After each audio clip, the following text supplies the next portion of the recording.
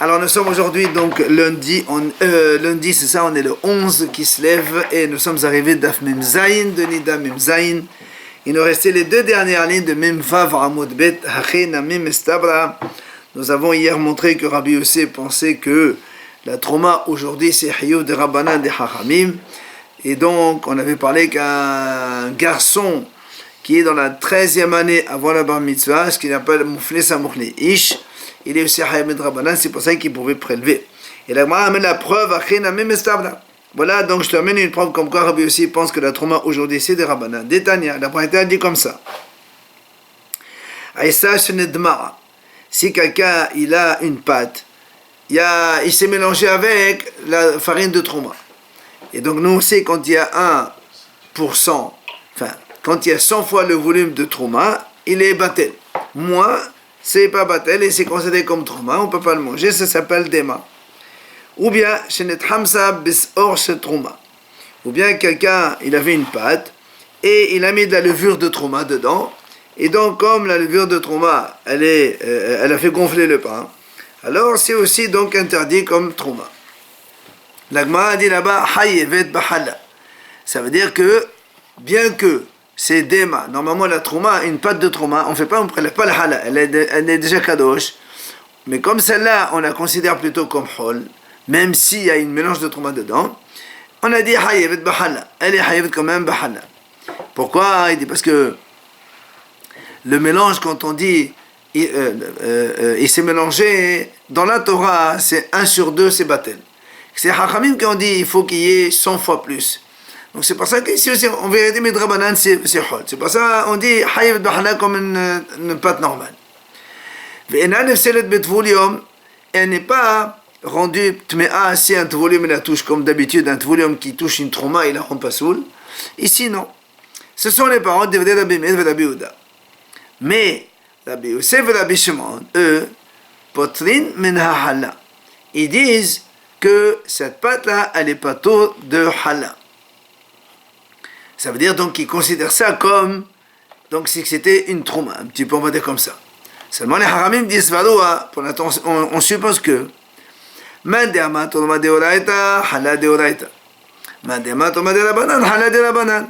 Haramim de la Gemara dit comme ça. On suppose que celui qui pense que la trauma aujourd'hui c'est Torah, alors la hala aussi c'est Torah.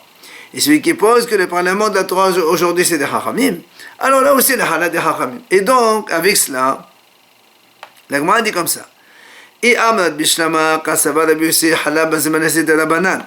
Si tu dis que Rabbi Yossé, comme on a supposé donc, dans la réponse hier, que la hala aujourd'hui des haramim et donc la trauma des haramim, ate des mois des rabanan, on mafka hala des rabanan. Puisque le mélange c'est de rabanan, et donc il acquitte la hala qui est de rabanan. Mais elle a amnat hala de oraita. Mais si tu me dis non, que la hala c'est Torah, comment ate des mois de rabanan mafka hala de oraita? Comment est-ce que le mélange qui est de Rabbanan, il va dispenser la hala qui est la Torah? Donc on est obligé de dire que la trauma et la hala, c'est de Rabbanan. Comme il a dit Rabbi Yossé, c'est la preuve donc, ce qu'on a dit, à la réponse de ce qu'on a dit hier. Viens la Gemara repousse. Elle dit non. Mais dis-moi, toi tu as supposé que celui qui dit trauma, c'est la même chose hala. Moi je peux te dire non. Rabbi aussi dit que la trauma c'est Torah, mais la halal est comme Rabbanan. Donc il n'y a pas de question ici. Mais il n'y a pas de preuve pour Rabbi aussi. Et la preuve, et comme il a répondu, Ravuna, fils de Rabbi Yeshua, qu'est-ce qu'il a dit? Il a dit Ravuna, le fils de Rabbi Yeshua. J'ai trouvé les Chachamim dans la yeshiva de Rav. Ils étaient en train de discuter. Ils disaient la chose suivante.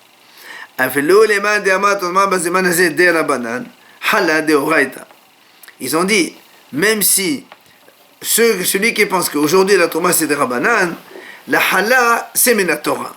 Pourquoi? Il dit, She'are, Sheva shekavshu vesheva shehalchu, nethaïvu bahala, velo nethaïvu b'maaser. On sait que les Bénis Israël, quand ils sont entrés la première fois en Israël pour conquérir la terre d'Israël, Ils ont mis 7 années pour conquérir, combattre, et 7 années pour partager. Et pendant ces 14 premières années, il n'y avait pas encore le hayouf de prélever le maaser et la trouma.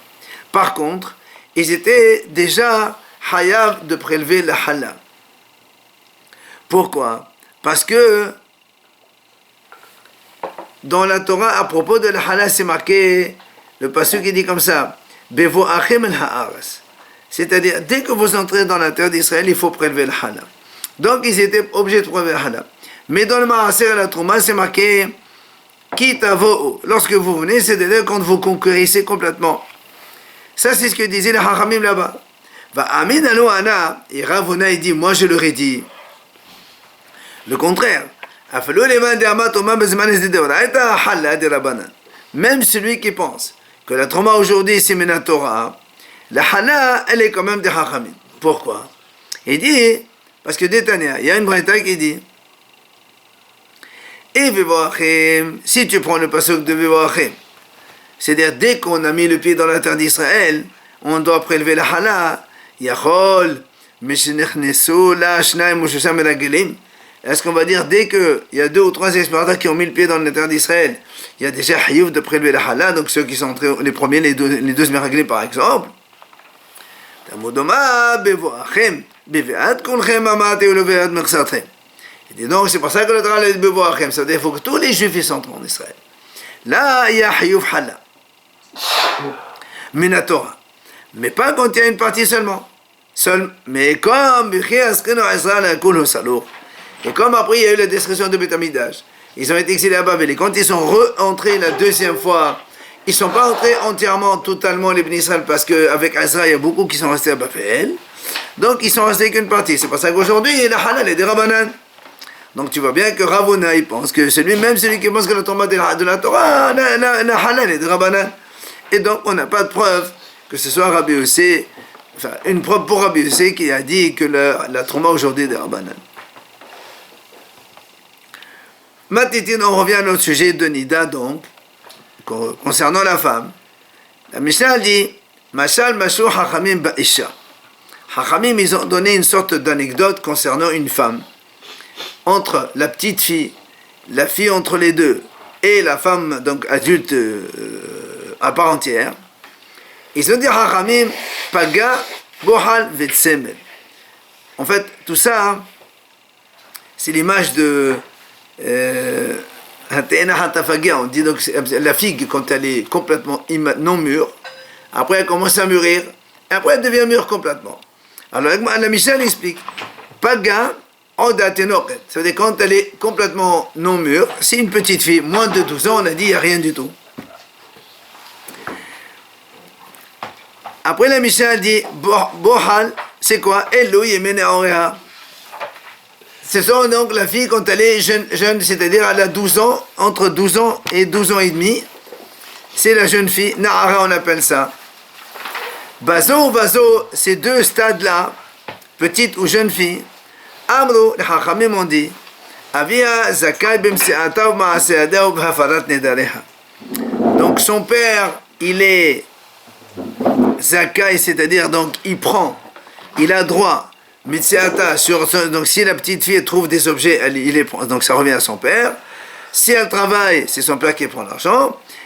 Et si elle fait un neder, son père il peut lui annuler ses vœux. Donc jusqu'à moins de 12 ans, petite fille, et de 12 à 12 ans et demi, c'est Nahara.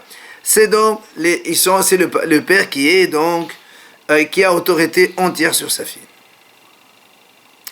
Maintenant, Tsemel. C'est-à-dire puisque la fille est devenue adulte, on considère la fille adulte à 12 ans et demi dans la Torah, donc à partir de là, son père n'a plus donc d'autorité sur elle, dans le sens, il ne peut pas lui prendre son bien, son argent, si elle trouve des objets ou autre chose, et il ne peut pas non plus lui donc annuler ses vœux. Alors la Mishnah dit Ezeo Simanim. Alors qu'est-ce que c'est les Simanim pour qu'on dise une fille elle est donc majeure selon l'alcha qui a donc 12 ans et demi pour qu'elle soit considérée comme adulte. Alors la Bible c'est Galilée Il dit Rabbi Yossi Galilée, dès qu'on a un repli sur le sein de la fille. Donc la fille, le sein il commence à gonfler, on a un petit repli, c'est ça, elle est considérée comme adulte. Rabbi Akiva Omer Mishiyatu Haddadim. Rabbi Akiva dit, lui, dès que les seins ils penchent, c'est-à-dire il faut un peu beaucoup plus tard. Ben Azai Omer Mishiyashira Pitomet. Ben Azai, lui, il dit, on considère la fille adulte à partir du moment où le mamelon il commence à devenir un peu plus foncé que la chair normale. Rabbi Yossi Omer, enfin, dernier avis Rabbi Yossi, il dit, il dit c'est que le temps qu'un homme, que quelqu'un il puisse mettre le doigt sur le sein de la fille, il l'enfonce, et après il met du temps pour revenir à sa position initiale. Donc ça veut dire qu'il y a quand même quelque chose, une matière là-dedans, et c'est ça qu'on considère que la fille elle est adulte. Gemara, donc on revient sur cela. La Gemara dit Paga, quand on dit Paga, c'est comme une figue non mûre. Odatinor, c'est une fille qui est petite, donc moins de 12 ans, qui est comme c'est marqué dans la Torah. Donc c'est Shirim ça, c'est-à-dire elle commence à peine à bourgeonner, elle commence un petit peu à faire le fruit, c'est tout à fait petit. Bohal Elo Yemehaneorim. Le deuxième stade, c'est le Bohal, donc c'est la fille quand elle a entre 12 ans et 12 ans et demi.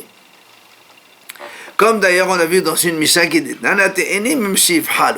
à partir de quand les filles on doit prélever le mât, c'est-à-dire qu'ils ont quand même une certaine forme.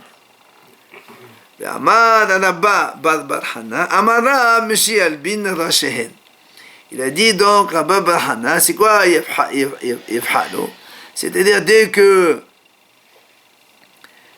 la figue elle commence à devenir un peu blanche, on a dit Yalbin, le sommet de la figue, ben là aussi dès que la femme, c'est-à-dire il y a un changement qui intervient dans la couleur de la figue, alors là aussi c'est la fille.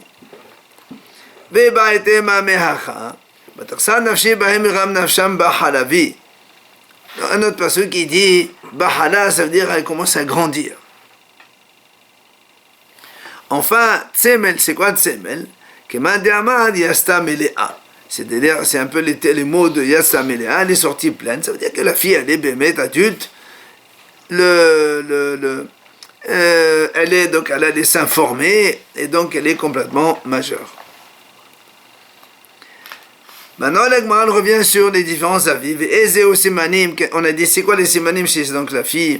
Rabbi Yossi Galilée Omer Mishi'ale Akemet. Donc on a dit, dès qu'il y a un repli un peu dans le sein de la petite fille, pas qu'il faut vraiment qu'il y ait un repli dans le sein.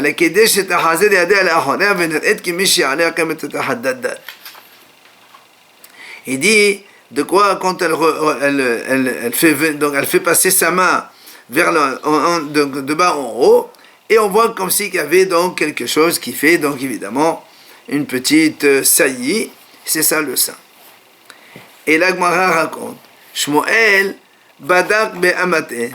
Shmuel, quand il voulait vérifier cela, que le stade de grande, donc la fille elle grandit, donc différents stades qu'on a dit, il faisait ça chez sa servante, et petite servante, il avait des petites filles de servantes, il faisait ça. Et comme c'est un petit peu honteux, il lui donnait 4 zouz, le prix de la honte. C'est un petit peu indemnisation qu'il utilise pour un petit peu savoir le stade donc de maturation d'une fille. Shmuel il est armé d'Amad, Shmuel. Et là, il explique pourquoi Shmuel il a indemnisé. Parce que Shmuel il a dit, c'est vrai, c'est marqué dans la Torah, donc les esclaves on peut s'en servir tout le temps. Mais il dit, la avoda netatim belo levusha. Tu peux donc t'en servir, mais pas leur faire honte. C'est pour ça que quand il faisait ça, alors il l'indemnisait, il lui donnait de l'argent. Shmuel miyahed lahen. Et Rav il dit encore, Shmuel, donc il avait toujours cette idée de ne pas faire honte à l'esclave, donc à la servante goy, parce que quand il a une servante, il lui spécifie un serviteur goy, elle reste toujours avec lui. C'est-à-dire, ce sera son mari, entre autres. C'est pas qu'une fois il la donne à l'un, une fois il la donne à l'autre. Rav Nachman, Rav Nachman, lui, il change. Il a la séance, il va avec celui-là, c'est des esclaves, et il les fait venir donc de l'un et de l'autre. Rav Sheshat, Rav Sheshat, lui, il le donne à un goy, il lui dit à ses servantes, faites attention, vous pouvez aller avec des oui, mais faites attention de ne jamais faire des relations avec des juifs. Après, on a dit, Rabbi Yossi Omer Vecholi. Rabbi Yossi, il a dit donc de quoi, quand on met la main sur la pointe du mamelon, donc elle s'enfonce, après ça revient, comme on a expliqué dans la Mishnah. Là, a dit comme ça, Maï Orkes. C'est quoi le Orkes? Ça marche moins l'orso sheldat, donc la pointe du mamelon. Tano Rabbanan Hachamim enseigne. Elohen Simani Bagrut. Voici les signes de donc puberté. Rabbi Lazar ben Rabbi Sadok Omer Mishit Kashkeshu Haddadin. Il dit, lui, Rabbi Lazar, Mishit Kashkeshu, ça veut dire que qu'il y ait vraiment un volume de sein donc chez la fille, vraiment adulte. Rabbi Yochanan ben Bedaka Omer Mishit Sif Rosh Hachotem. Il dit, Rabbi Yochanan lui dit que le mamelon donc devient couleur plus foncée. Alors là, on a dit Mishit Sif, à ce qu'on a là. Et quand il a bruni, elle est déjà beaucoup plus âgée que ça. Et là, Ravashi Mishit Afsil Rosh Hachotem. Bien Ravashi, il dit non, Mishit Afsil, ça veut dire dès qu'on voit un petit peu des stries un peu dans le mamelon, c'est ça qu'elle est mûre. Rabbi Yossi Omer, mais c'est un Atara. Rabbi Yossi lui dit, dès qu'il y a un pourtour autour du mamelon, et Rabbi Shimon Omer, mais c'est Kaf, c'est-à-dire dès que il devient plus mou, évidemment parce que le mamelon il est plus mou que le reste du sang. Il dit la Gemara, ainsi Rabbi Shimon disait, Shlosha simanim natnu hachamim ba'isha milimata uchnerdan milmala. Hachamim ont donné 3 simanim chez la femme en bas, comme on a donné en haut maintenant dans le sein, la même chose en bas donc dans ces parties. Paga milmala be'adoa shelo evei ashte sarot. Donc le premier stade on a dit que la fille elle est toute petite, donc c'est sûr qu'en bas elle a rien, elle n'a pas de poils donc de la fille adulte. Bohal Melmala, le deuxième stade en haut qu'on a dit, donc la fille elle est encore entre 12 ans et 12 ans et demi. Be'adoa she'evei ashte sarot. C'est sûr qu'elle a 2 poils en bas aussi. Tsemel Melmala. Et donc le troisième stade de la fille elle est Bogeret, donc 12 ans et demi ou plus. Be'adoa shenet ma'echakaf. Qu'on a dit maintenant, le mamelon il commence un petit peu à s'affaisser, c'est-à-dire si on appuie dessus, il s'affaisse. Ma'ekaf. C'est quoi donc ce kaf, le Mishnah dit? Amar Ravuna. Ah, pardon. On a dit Tsem le Milmar, là, on a dit quand la fille elle est adulte en haut, donc au niveau de ses parties. En bas aussi, il y a une partie donc au-dessus de l'organe de la femme qui devient aussi donc, enfin un peu mou, Mike, avec moi, dit Makom Tafou, Hayish, c'est mal à Makom, qui va chez Mardelet, met Maïr Veoler. Donc en bas, il y a donc chez la femme, l'organe de la femme, en haut de l'organe, il y a un endroit comme ça qui gonfle et qui devient beaucoup plus mou. C'est un petit peu les simanim de la femme en bas comme en haut. On a posé la question à Rabbi, on dit l'halakha conquis. C'est-à-dire à partir de quand tu considères la fille comme adulte, et donc on a toutes les conséquences qu'il y a, ou bien tu la considères petite et les conséquences il y a aussi. Il leur a envoyé, il leur a dit voilà, c'est comme tout le monde, on est toujours mahmir. C'est-à-dire, si tu la considères petite, alors elle ne peut pas faire halitza, si tu la considères grande, elle ne peut pas faire miroun. Enfin, on a vu hier donc les différents cas. Quoi qu'il en soit, on est mahmir, on prend la humra dans tous les cas.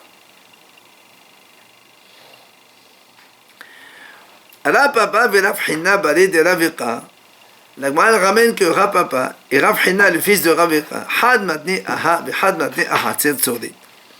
Un, il a dit, cette notion que Rabbi il a dit, la halakha est comme tous pour être mahmir, sur notre cas, nous.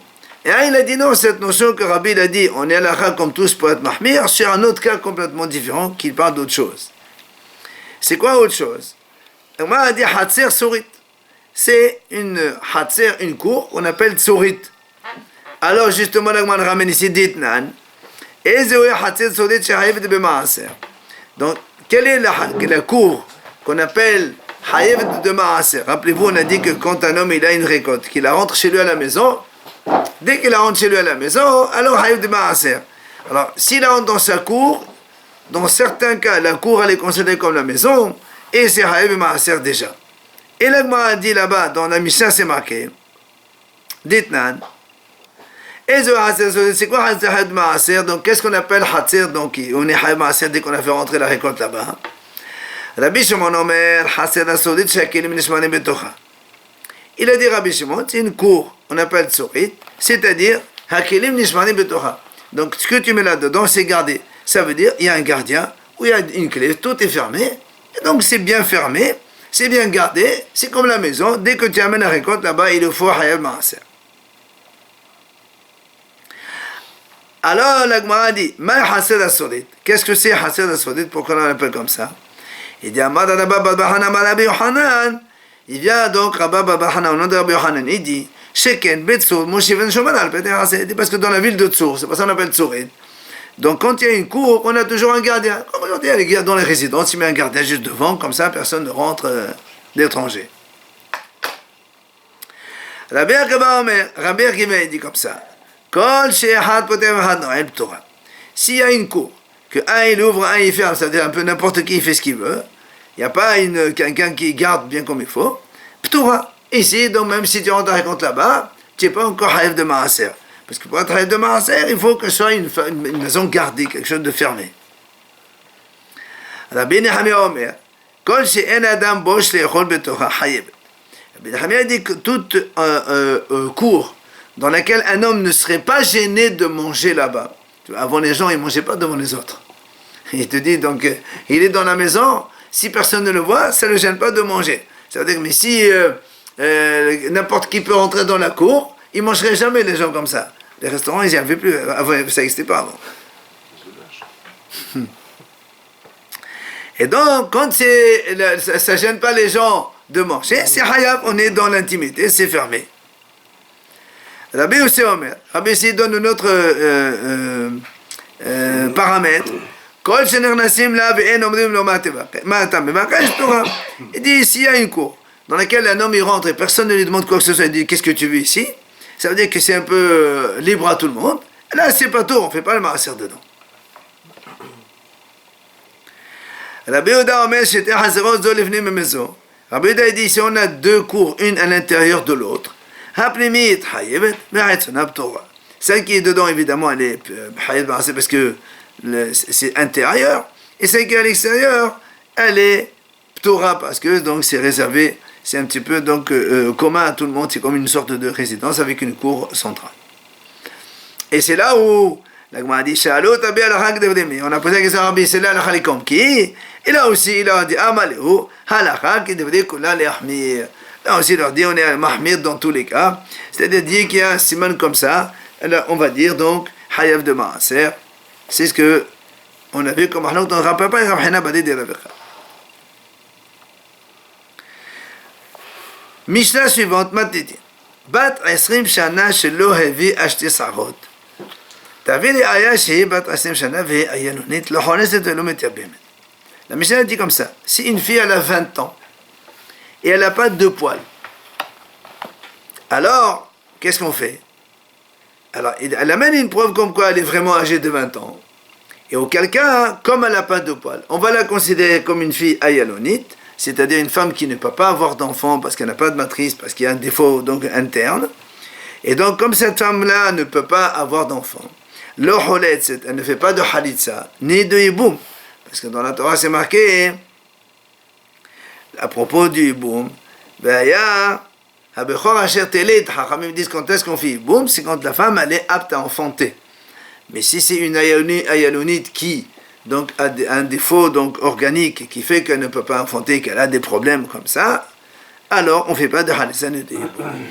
Mais il faut qu'elle amène la preuve qu'elle a 20 ans, parce que si elle a 12 ans et qu'elle n'a pas encore de poils, il faut attendre. La même chose pour un garçon. Ben Esrim Shana Shelo Evish Tesarot. Si on a un garçon âgé de 20 ans, qui n'a pas non plus de poils, יביא עוד ראיה שהוא בן 20 שנה, והוא סדיס, לא חולס ולא מייבם. La même chose, il amène une preuve comme quoi il est âgé de 20 ans.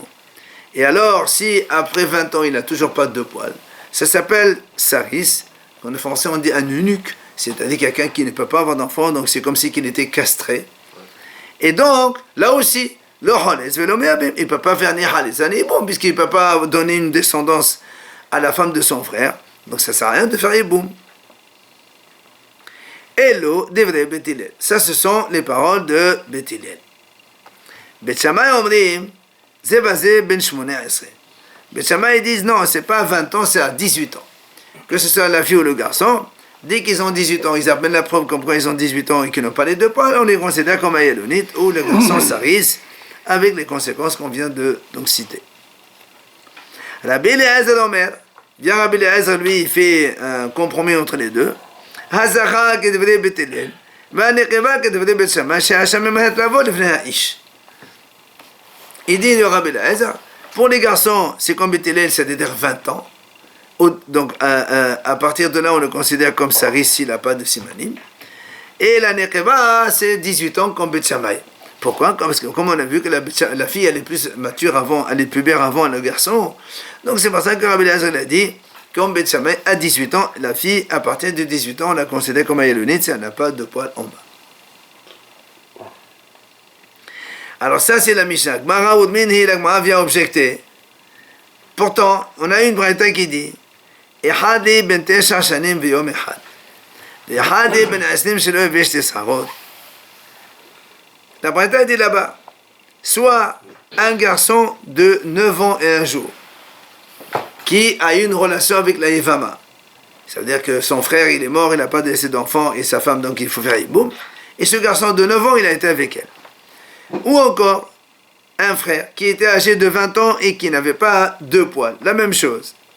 Dans les deux cas, la braïta dit là-bas, parce que nous on sait qu'avec une Yevama, la simple relation, ça acquiert la Yevama déjà.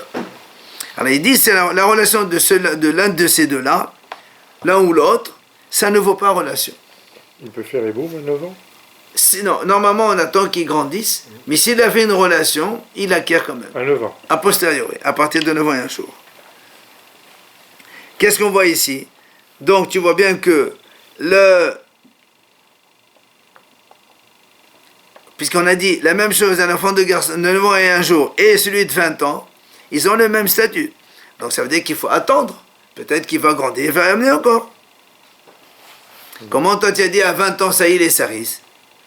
Amarav Shmuel bar Rav Yitzchak Amarav, Behu Sheno de Bosemani Saris. Il vient Rav Shmuel bar Rav Yitzchak. On aurait dit non, dans la Mishnah on parle de quand on a dit saris, ça veut dire qu'il n'y a pas que seulement les deux poils qu'il n'a pas, mais il a les autres signes de saris.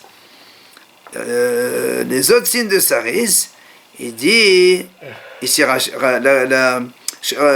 ramène donc, on a vu ça déjà dans Perek et Harel, dans Yevamot, c'est que il n'a pas de cheveux, sa peau elle est très lisse et il n'a pas beaucoup de transpiration. Ce sont les simanim de quelqu'un, donc un garçon, un homme qui ne peut pas avoir d'enfant. Et qui est unique, ça veut dire qu'il est comme castré, quoi. Dès l'âge de 9 ans, on peut le savoir ça? Non, c'est pas déjà. Il faut amener à partir de 20 ans qu'on considère que c'est ça. Combien de temps il va faire le hiboum, la femme? Combien de temps après le décès du frère? Un mois? 3 mois. Il faut attendre toujours 3 mois. Pour voir qu'elle n'est pas enceinte. Donc à 9 ans, peut-être qu'il va avoir une relation et peut-être que ce monsieur-là, il est saris, quoi. À 9 ans. Non, c'est pas ça. Non. On a dit, celui qui a 20 ans, d'accord, et qui n'a pas de poils, il a le même statut qu'un enfant de 9 ans. Comme un enfant de 9 ans attend un peu, l'autre aussi va attendre. Et nous, ici, on a dit à 20 ans, on n'attend pas. Il dit non. La Mishnah, quand on parle 20 ans, c'est qu'il a les autres sémanim. Quand il y a les autres sémanim, on a à attendre après. Amar Rava, Shma Mina. On va dire, oui, c'est vrai, effectivement. C'est marqué dans la Mishnah. On a dit que Vehu Saris, à condition qu'il soit Saris. Alors vient le Gemara dit, alors donc ça veut dire que s'il n'y a pas les autres simanim, même à 20 ans, on n'est pas sûr. Alors jusqu'à quand tu attends? Puisque toi tu m'as dit, quand il a les autres simanim, après 20 ans, on considère que ça s'est terminé, il ne peut plus rien faire. Mais s'il n'a pas les autres signes de saris, tu m'as dit à 20 ans, peut-être qu'il va encore les amener après. Mais jusqu'à quand tu attends? Alors l'Agmar répond, Tani Rabbi Hiya, Adrov Shnotaf. Il vient Rabbi Hiya, il dit, jusqu'à la majorité de sa vie. Si tu considères la vie d'un homme 70 ans, comme c'est marqué, parce que là-bas il dit, donc 70 ans, majorité de 70 ans, 36. S'il a atteint l'âge de 36, il n'a toujours pas de poils, ça y est, il est terminé. Quand on a amené un homme comme ça devant Rabbi Hiya, qui avait donc, il n'a pas les simanim, il n'a pas les deux poils, alors qu'il est déjà âgé, alors Rabbi Hiya disait comme ça, Ikahish amaleo avdio, Evadi amaleo achisho, Dani simanim zimnin datu Muhammad khishot, zimnin datu Muhammad badiot. Il dit donc Rabbi Hiya, quand on amène un garçon comme ça, s'il est maigre et qu'il n'a pas les simanim, il leur disait engraissez-le et peut-être qu'il va sortir les simanim. Et c'est dans l'autre sens, on était trop gros, il leur disait faites-le un régime et peut-être que les simanim vont venir après. Il a dit parce que les simanim peuvent venir soit à cause de quelqu'un de trop gros, soit parce qu'il est trop maigre. Donc, il attendait avant de finaliser le statut de cet homme-là. Amarav. Il y avait un Rabbi dit, Rabbi dit, de tout notre pérec, quand on a dit l'âge de 3 ans, 9 ans, 20 ans, tout ça, c'est toujours me'et le'et. C'est-à-dire quand on dit 3 ans, c'est 3 ans pleines, 3 ans et un jour. 9 ans, 9 ans et un jour. 20 ans, c'est 20 ans et un jour. Il a fini toute la 20e année. Ola il dit non, monsieur. Quand la Mishnah a dit Veyom Echad, 3 ans et un jour, ou bien 9 ans et un jour, alors là c'est vraiment c'est plein. Et quand la Mishnah, comme chez nous ici, elle dit âgé de 20 ans, elle n'a pas dit 20 ans et un jour. Alors 20 ans, ça veut dire dès la 20e année, déjà ça y est, c'est terminé. Alors l'Agma a dit Bishama le Ola, c'est vrai. Ola, il a raison. Et c'est vrai, puisque la Mishnah, une fois, elle dit Veyom Echad, une fois, elle ne dit pas Yom Echad. Pourquoi elle ne dit pas?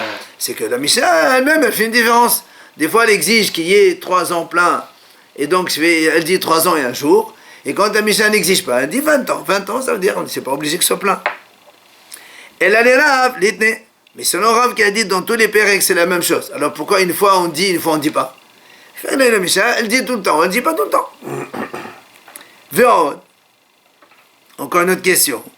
Tani Rabbi Yosef ben Kiper, Omer, Mishom Rabbi Eliezer, il dit Rabbi Yosef là-bas, au nom de Rabbi Eliezer, Shnat Esrim, Shiyasu Memena Shoshim Yom, Harihi Keshat Esrim Lechol Devareha. Il dit comme ça. Il dit que la 20e année, dès qu'ils sont passés 30 jours de la 20e année, c'est comme si qu'elle a fini les 20 ans complètement. Bon, tu vois bien, c'est pas 20 ans et un jour. Mais elle a 19 ans plus 30 jours, ça est déjà 20 ans. Rabbi, il a montré la même chose dans Lod, dans la ville de Lod. Donc, il y avait donc un cas où elle avait 18 ans, la fille, et plus 30 jours. Et Rabbi, il a dit, effectivement, c'est comme ça qu'elle a fini ses 18 ans. Donc, si elle n'a pas les simanim comme Bet Shammai, elle est donc considérée comme Ayalonite. Alors, la m'a dit, Bishama, de Rabbi Utabi, c'est bien qu'il peut la kasha. Donc, celui qui a dit, une fois, l'autre 20 ans, dans la 20e année, ils sont déjà passés 30 jours, dans la 18e année, ils sont déjà passés 30 jours. Il n'y a pas de contradiction entre les deux, parce que un, il pense que Bet Shammai, qu'à 18 ans, ça suffit. Et l'autre qui dit non, c'est Bet Hillel, c'est 20 ans. Mais il a Rav, mais Rav qui a dit non, il faut que ce soit complètement fermé, et donc 18 ans inclus et 20 ans inclus. Ben, il y a une question. Ici, on te dit que même dans la 18e année, 30 jours, ça suffit. Ou bien dans la 20e année, 30 jours, ça suffit. Alors que Rav, il a dit non, il faut que ce soit toute la 18e année passée plus un jour. Et toute la 20e année plus un jour. Donc il y a une question contre Rav.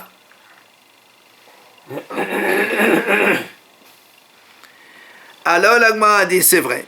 Tanaehi, c'est une mahlok de Tanaïm en fait. De Tania, comme la Bretagne ramène ici. Elle dit שנה האמורה בחדשים, שנה האמורה בבתי הלחומה, 2 שנים שבשדה אחוזה, 6 שנים שבעבד עברי, וכן שבבן ושבבת, כולן מעת לעת. Il dit, en fait c'est une mahlout d'Etanim, puisqu'on a une braïta ici qui dit, Shana Amora Bechadashim, c'est-à-dire l'année que les Hachamim ont enseigné dans les Chadashim, c'est-à-dire donc, quand on a un korban, la Torah a dit Ben Shana, c'est-à-dire maximum un an entier. Donc c'est un an entier. Shana Amora Bebate Alehuma, ou bien quand on vend une ville dans une maison dans une ville entourée de murailles, on a dit, le propriétaire il peut la racheter la première année, ben c'est toute l'année, là aussi, Shana, c'est Me'et Le'et. C'est vraiment par exemple, d'aujourd'hui 11 qui se lèvent, que l'année prochaine, 10 qui se lèvent. Là aussi, quand on voit un terrain d'héritage, eh bien, on ne peut le racheter que pendant 2 ans. Là aussi, 2 ans, c'est complet. Quand la Torah a dit on achète un esclave hébreu, il travaille pendant 7 ans. Là aussi, 7 ans, c'est 7 ans, de jour en jour. C'est pas... Oui, pardon, 6 ans et la 7e il est libre. 6 ans, c'est de jour en jour. Pas tu dis à Rosh Hashanah l'année prochaine, ça y est, c'est fini. Non.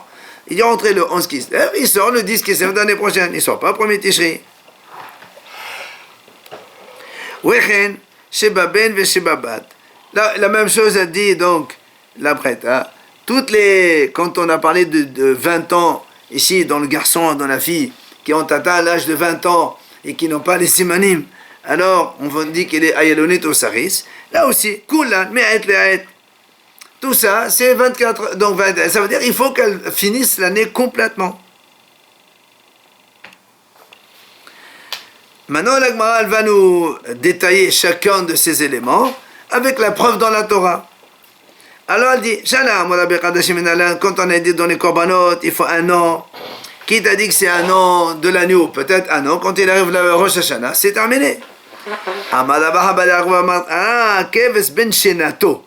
Shenato shelo velo shena shemenan onam. La Torah a dit ben shenato.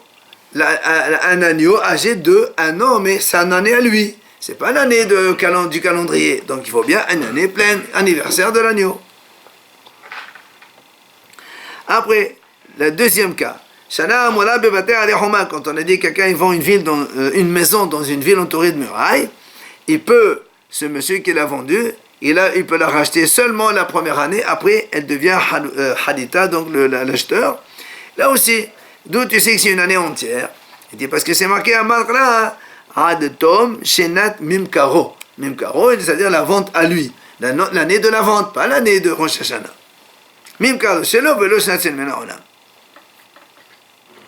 Le troisième cas, on a dit quand on vend un terrain d'héritage donc on est en Israël, on le vend, on a le droit de le racheter seulement les 2 premières années. Là aussi il faut 2 années entières. Mais d'où on sait, il y a marqué donc Shne Tevoot le Yom Konach. Parce qu'il y a marqué Shene Tevoot, 2 années et 2 récoltes. Et de là, on apprend que même des fois, il peut un homme avoir 3 récoltes en 2 ans. Comment tu peux avoir 3 récoltes? Donc forcément qu'il y a 2 années pleines.